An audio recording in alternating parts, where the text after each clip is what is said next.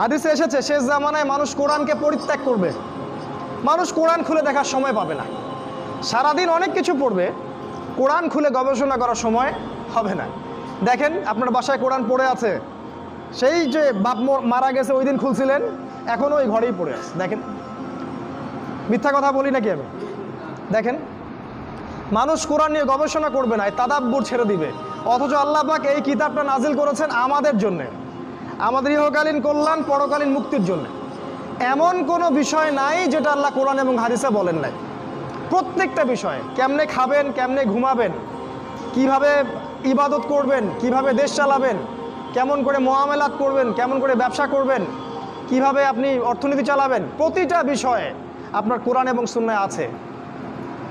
এটা খুলে দেখার সময় হচ্ছে না, তাহলে হেদায়েত নিবে কিভাবে? বিশ্বাস করেন, কিয়ামতের আগে একদিন, এক রাতের মধ্যে এই কোরআনের সব পাতাগুলো আল্লাহ তুলে নেবেন আসমানে। হাদিসে এসেছে কোরআনের শুধু পৃষ্ঠাগুলো থাকবে, কালি থাকবে না। এটা শেষ জামানায় হবে সামনে। তিনি আরও বলেছেন যে এই কোরআন পরকালে হয় এই উম্মার পক্ষে সাক্ষী দিবে অথবা বিপক্ষে সাক্ষী দিবে। এই কোরআন কথা বলবে কাল কিয়ামতের মাঠে, বলবে যে আমাকে সে তেলাওয়াত করে নাই, আমাকে গবেষণা করে নাই। আল্লাহ এই কোরআন নিয়ে তারা হেদায়েত খোঁজেনি, তারা অন্য জায়গায় হেদায়েত খুঁজেছে।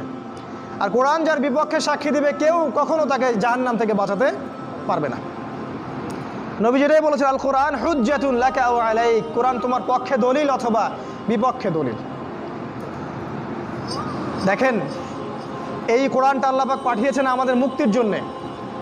আমাদের উচিত হবে আজকে থেকে আল কোরআনকে সময় দেয়া, পড়তে শিখুন, অর্থ শিখুন। আগামী রমাজান আসার আগেই কোরআনটা রিডিং পড়ে শেষ করে দেন। আপনার কাছে যে তাফসির ভালো মনে হয় সেটাই পড়েন। আমি বারবার একটা কথা বলি, পড়াশোনা করেন, পড়াশোনা করেন। এলেম ছাড়া আপনাকে শেষ জামানায় কেউ বাঁচাতে পারবে না, কোনো হুজুরও বাঁচাতে পারবে না। কারণ আমরা যারা দাড়ি টুপি নিয়ে ইসলামের দাওয়াতি কাজ করি, আমাদের মধ্যে অনেক প্রতিবন্ধকতা আছে। অনেক হুজুর কোরআন সুন্নাহ বোঝেন, কিন্তু বিশ্বের পরিস্থিতি বোঝেন না, অর্থনীতি বোঝেন না, রাজনীতি বোঝেন না। এই জন্য সমাজকে সঠিক জিনিসটা দিতে পারেন না। তাই শুধু এই হুজুরদের মুখোপেক্ষী হয়ে থাকলে হবে না, আমাদের মুখোপেক্ষী হয়ে থাকলে হবে না।